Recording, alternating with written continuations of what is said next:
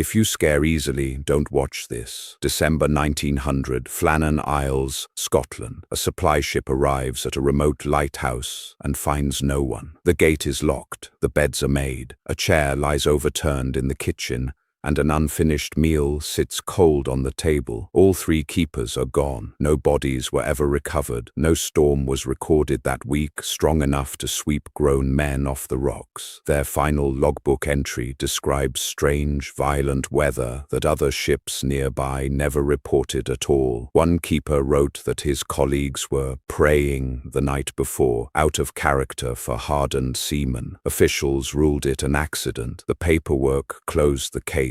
The lighthouse never explained itself. In 1590, over 100 English settlers disappeared, leaving behind a single carved word. The Roanoke colony was England's first attempt at a permanent settlement in America. When their governor returned from a supply trip to England, delayed 3 years by war, he found the entire colony gone. No bodies, no signs of battle, no burned buildings, just a fort dismantled carefully, as if by choice, and one word carved into a post, Croatoan. That word matched the name of a nearby island and a friendly tribe. But when investigators later searched the island, they found no trace of the colonists there either. Over 4 centuries later, not one confirmed skeleton has ever been found. Where do you think 115 people actually went? In 1828, a teenage boy appeared in a German town square, unable to walk properly and barely able to speak. Kaspar Hauser carried a letter claiming he had been raised alone in a darkened cell his entire life, fed only bread and water with no human contact. He knew almost no words beyond a handful of phrases. Doctors were baffled by his frail muscles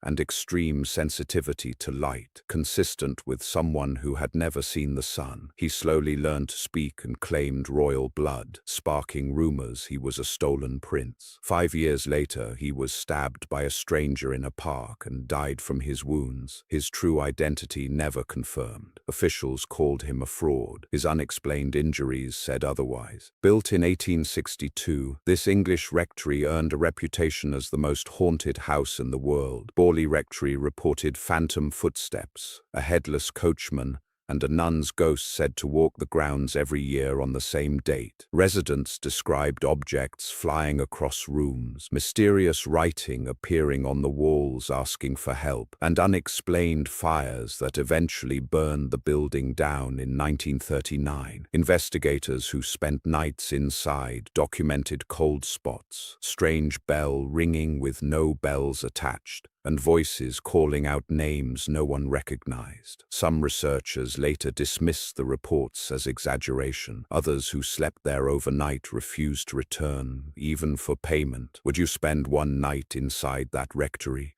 In 1948, a man's body was found on an Australian beach with every label cut from his clothes. The Somerton man carried no wallet, no ID, and had all identifying tags removed from every piece of clothing he wore. Hidden in a secret pocket, police found a tiny scrap of paper reading Tamam Shud, Persian for "it is finished," torn from a rare book of poetry. That exact book was later found nearby, containing a coded message that cryptographers have never fully solved. DNA testing decades later still failed to confirm his identity. No missing persons report ever matched him. The case remains officially open. The code on that paper remains officially unbroken. In 1971, a man hijacked a plane, collected $200,000 in cash, and jumped out mid-flight, never to be seen again. A passenger calling himself Dan Cooper boarded a Boeing 727, claimed he had a bomb,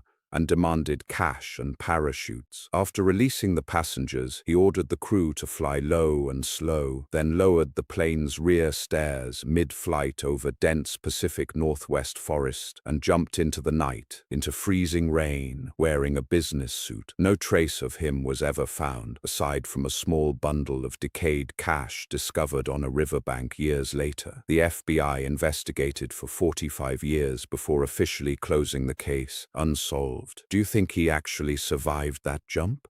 Ancient people carved massive shapes into the desert that only make sense from thousands of feet in the air. The Nazca lines in Peru stretch across miles of arid plateau, forming enormous figures of a hummingbird, a spider, a monkey, and a humanoid figure with an oversized head. Created between 500 BCE and 500 CE, some lines run perfectly straight for over 5 miles without modern surveying tools. The people who made them had no aircraft, no hot air balloons, and no way to view their own work from above. Some archaeologists believe the lines guided rituals for water and fertility. Others point to their impossible precision as evidence something remains unexplained. Nobody has ever fully explained how they achieved that accuracy from the ground.